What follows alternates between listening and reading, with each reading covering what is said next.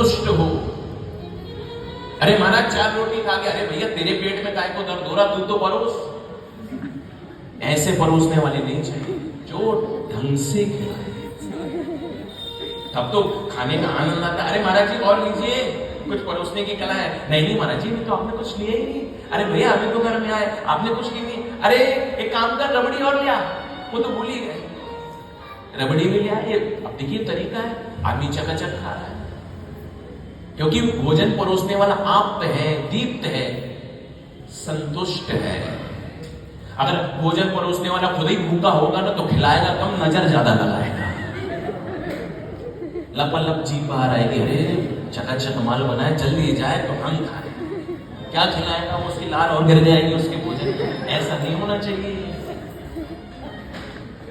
भोजन परोसने वाला आप्त होना चाहिए, दीप्त होना चाहिए, संतुष्ट होना चाहिए, तुष्ट होना चाहिए, तभी तो परोसने का मजा है। इसी प्रकार भैया ये भागवत की कथा को सुनाने वाला कैसा हो, बोले आप्त हो, दीप्त हो, संतुष्ट हो, और सबसे बड़ी बात है बांके बिहारी का भक्त हो।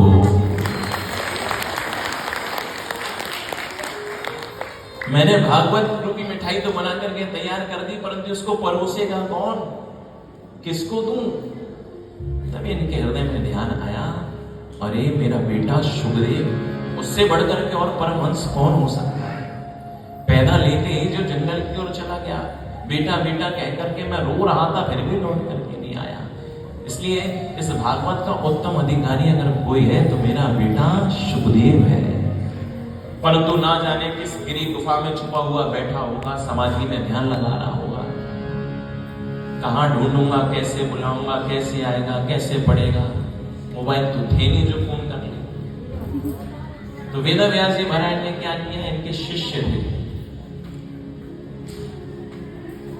पैल इत्यादि, इन शिष्यों को बुलाया, भागवत के 2-4 श्लोकों को रटाया और कहा भैया, अपने शिष्यों से कह रहे वेद व्यास जी, जब जंगल में तुम समिधा बीनने के लिए जाते हो, लकड़ियां यज्ञ के लिए, भोजन के लिए, तो एक काम करना, भागवत के 2-4 श्लोक याद कर लिए, इनको गुनगुनाना।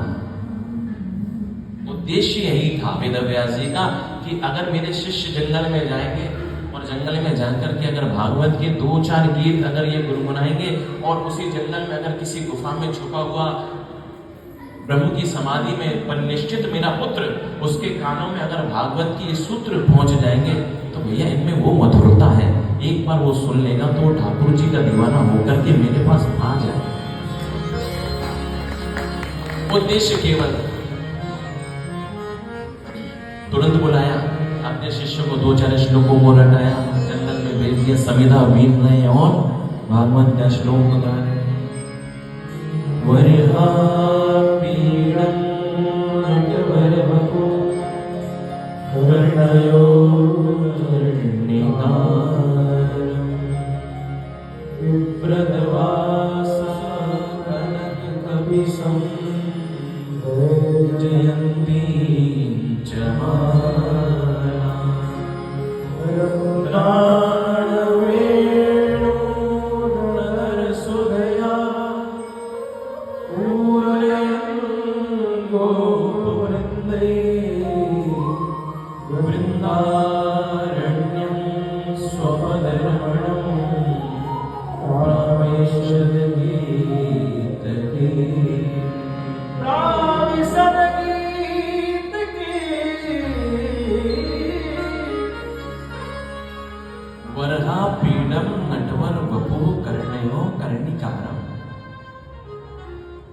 समिधा बीन रहे शिष्य वेद व्यास जी की, क्या श्लोक गुनगुना रहे हैं, वरहा पीडम नटवर वपु कर्णयो कर्णिकारम, भगवान के रूप का वर्णन गा रहे हैं। ओहो देखो हमारे ठाकुर जी कितने सुंदर है, जिनके सिर पर मोर मुकुट बड़ा सुंदर लग रहा है। वरहा पीडम, मोर का मुकुट धारण किए ठाकुर जी। भगवान ने मयूर पक्ष धारण किया है, मयूर पक्ष। भगवान ने पंख को क्या कहते हैं, सुनिए ध्यान से सुनिए। पंख को संस्कृत में कहा जाता है पक्ष,